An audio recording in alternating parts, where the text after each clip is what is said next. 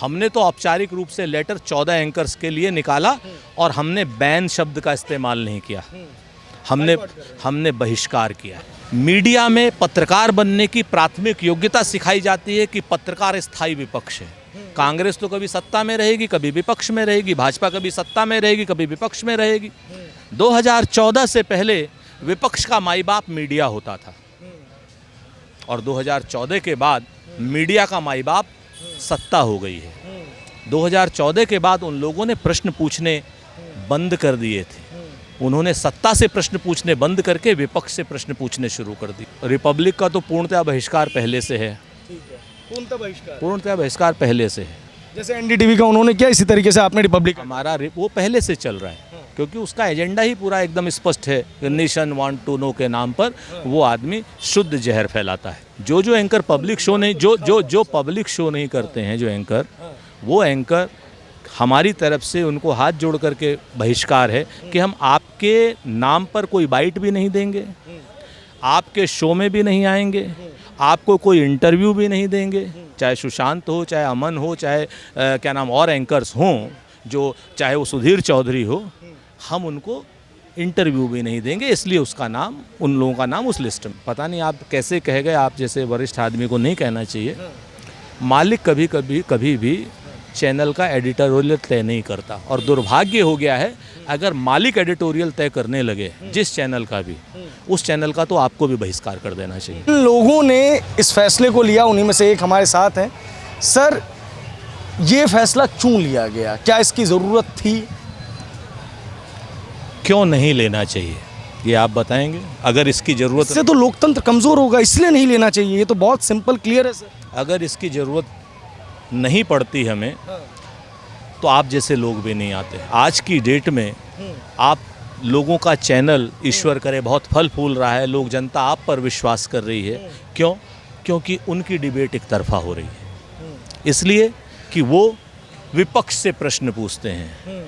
क्योंकि मीडिया में पत्रकार बनने की प्राथमिक योग्यता सिखाई जाती है कि पत्रकार स्थायी विपक्ष है। कांग्रेस तो कभी सत्ता में रहेगी, कभी विपक्ष में रहेगी, भाजपा कभी सत्ता में रहेगी, कभी विपक्ष में रहेगी। 2014 से पहले विपक्ष का माई बाप मीडिया होता था और 2014 के बाद मीडिया का माई बाप सत्ता हो गई है। 2014 के बाद उन लोगों ने प्रश्न पूछने बंद कर दिए थे।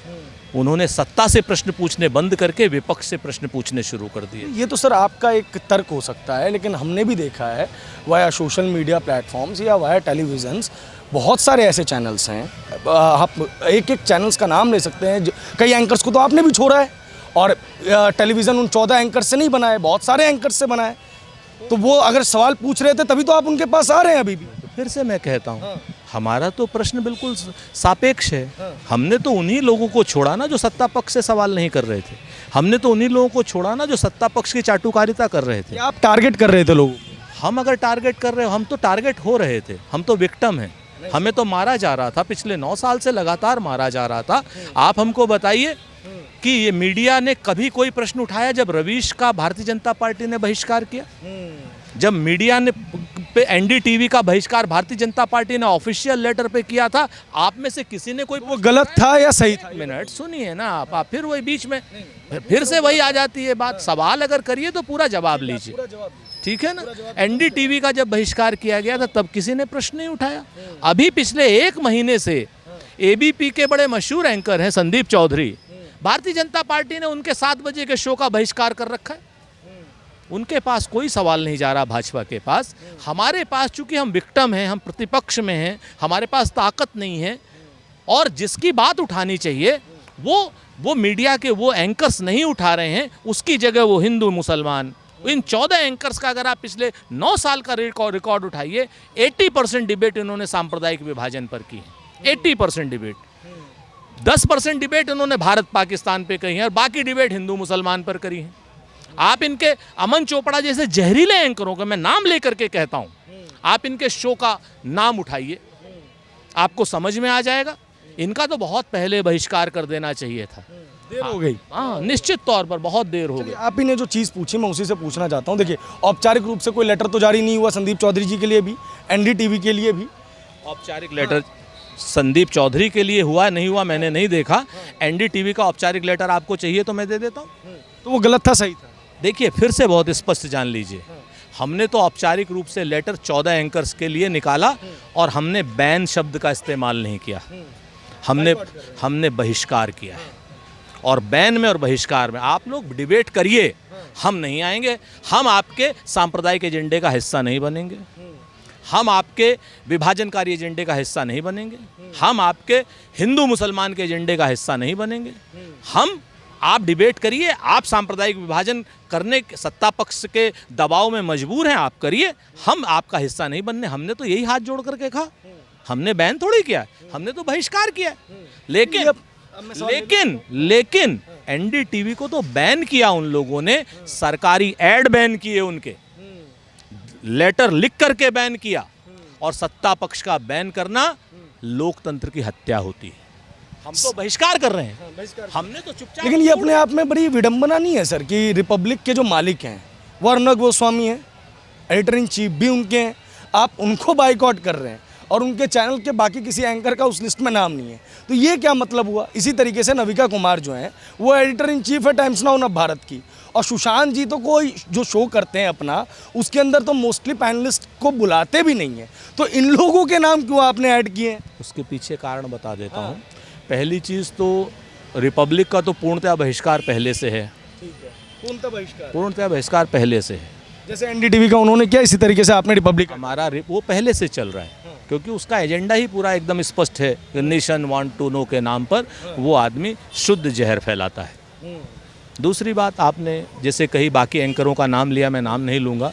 जो एंकर पब्लिक शो नहीं, जो पब्लिक शो नहीं करते हैं, जो एंकर, वो एंकर हमारी तरफ से उनको हाथ जोड़ करके बहिष्कार है कि हम आपके नाम पर कोई बाइट भी नहीं देंगे, आपके शो में भी नहीं आएंगे, आपको कोई इंटरव्यू भी नहीं देंगे, चाहे सुशांत हो, चाहे अमन हो, चाहे क्या नाम और एंकर्स हों, जो चाहे वो सुधीर चौधरी हो, हम उनको इंटरव्यू भी नहीं देंगे। इसलिए उसका नाम, उन लोगों का नाम उस लिस्ट में। क्या पर्सनल खुन्नस थी लोगों की? क्योंकि ये बात साफ साफ जग जाए, बातें चल रही हैं बेसिकली कि नविका और सुशांत ने शीश महल का जो पूरा का पूरा ऑपरेशन था उसको बड़ी एग्रेसिवली चलाया था, और सुशांत चूँकि नहीं करते हैं पब्लिक डिबेट, तो इस चीज़ को स्पष्टता भी थोड़ी सी मिल रही है, बल भी मिल रहा है। तो आप लोगों ने क्या हैंड पिक किया है लोगों को कि देखो नेशनल कॉन्फ्रेंस और पीडीपी के खिलाफ अर्नब गोस्वामी बहुत ज़्यादा बोल रहे हैं, तो इनको इसलिए डाल दो।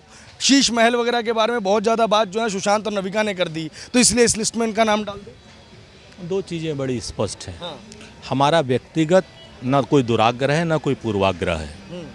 व्यक्तिगत दुराग्रह और पूर्वाग्रह से अपने आप को निजात दिलाने के लिए हमने इन सबको बहिष्कार किया, और हमने बैन भी नहीं किया है।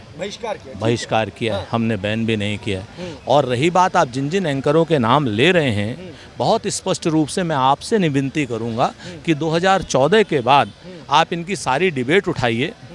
नीलम जी ने एक वो किया था, इस पर एक रिसर्च किया था, तो आपको जानकर के हैरानी होगी कि अर्नब और सुशांत, इनकी 95% डिबेट सांप्रदायिक थी, 95% डिबेट सांप्रदायिक थी इनकी। इन्होंने नेशन वांट्स टू नो के नाम पर इतना सांप्रदायिक जहर घोला है इस धरती में कि आप इसको बरसों लग जाएंगे साफ करने में। इसीलिए हमने आखिरी में बहुत कड़े मन से, दुखी मन से फैसला लिया कि हम इन एंकरों के साथ इनके जहरीले एजेंडे का हिस्सा नहीं बने। आप दबाव की पॉलिटिक्स का काम कर रहे हैं, क्योंकि आपको भी पता है सर, ये हम सब मैं क्या चलाऊंगा ये तो मेरा मालिक तय करेगा। एडिटोरियल पॉलिसीज़ तो चैनल के मालिक तय करते हैं। आपने लूज टारगेट्स चुने हैं कि हाँ भाई इसके ऊपर दबाव बना दो, इसके ऊपर दबाव बना देते हैं। ये पता नहीं आप कैसे कह गए, आप जैसे वरिष्ठ आदमी को नहीं कहना चाहिए। मालिक कभी भी चैनल का एडिटोरियल तय नहीं करता, और दुर्भाग्य हो गया है अगर मालिक एडिटोरियल तय करने लगे जिस चैनल का भी, उस चैनल का तो आपको भी बहिष्कार कर देना चाहिए। मोस्टली अगर मैं बात करूं जिन चैनल्स के आपने सबसे ज़्यादा लोग चुने, इंडिया टुडे ग्रुप की बात करते हैं अगर, सिंपल सी बात, 2 इंग्लिश के हैं और शिवरूर साहब हैं, और एक और है, मैं उनका नाम भूल रहा हूँ, माफ़ कीजिएगा, और 2 हिंदी से आपने चुने हैं, सुधीर चौधरी, चित्रा त्रिपाठी। अब उनके जो अगर ग्रुप का एडिटर इन चीफ की अगर बात की जाए तो वो अरुण पुरी साहब ही हैं, और वो उस चैनल के मालिक भी हैं मेनली, तो आपको बहिष्कार तो फिर बहुत पहले इनका कर देना चाहिए। मैं फिर से कहता हूँ, जिन लोगों का एजेंडा जहरीला है, वहीं पर हमने अंजना जी का तो नहीं बहिष्कार किया ना। इसीलिए तो डिवाइड एंड रूल की बात हो रही है सर। ये आपका, देखिए, मैं मूल रूप से मैं आपके प्रश्नों का जवाब नहीं देता, मैं आपकी इच्छा से जवाब नहीं दे सकता हूँ। बहुत स्पष्ट है, आपके प्रश्न का जवाब अगर आपको लेना है तो अच्छी बात, आपकी इच्छा का जवाब तो नहीं मैं दे सकता ना। मैं फिर से मैं आपसे कहता हूँ कि जो आपने कहा कि मालिक एजेंडा तय करता है, तो जिस बिजनेस हाउस, जो बिजनेस हाउस अगर अपने चैनल्स का एजेंडा तय करे, उसका पूरी जनता को बहिष्कार कर देना चाहिए।